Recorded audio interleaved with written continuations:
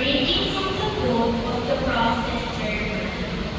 For I know all the plans I have in mind for you, says the Lord. Plans for your welfare and not for woe, so as to give you a future of hope. When you call me and come and pray to me, I will listen to you.